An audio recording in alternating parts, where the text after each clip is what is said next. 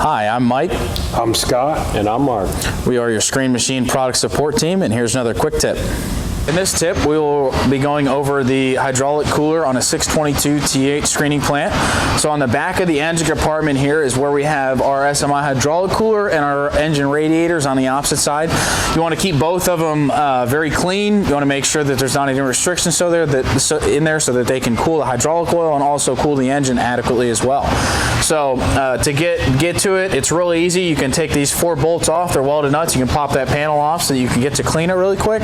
But in case you're having hydraulic cooler problems, right inside of here I want to go over the 2 temperature switches, how they work, and how to troubleshoot a little bit. So if you open up this door here, you can see the side of the cooler, and you get to the back of the cooler. There's plenty of room to get in there and clean. But basically we've got 2 DIN plugs here is what we call them. Your top DIN plug is going to be for your low temperature sensor. It's going to turn the cooler on at 120 degrees Fahrenheit. You'll notice it's the smaller port on the cooler itself. That goes for all of our machines typically. If they have this style temperature switch, the smaller port on the cooler has the low temperature switch in it. Right below it, in the port that's about twice the size, we have the high temperature switch in here.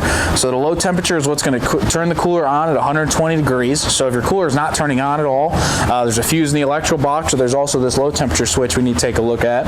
And then below it here is your high temperature switch. So if for some reason the cooler is not working properly, it's plugged up, there's a safety switch on here that will shut the machine down so that you don't overheat your components and have further issues. So that's what this lower one will be doing. It'll be shutting it down at 180 degrees Fahrenheit. A little bit of troubleshooting. I'm going to go ahead and turn the key on real quick just so you can see what I'm talking about.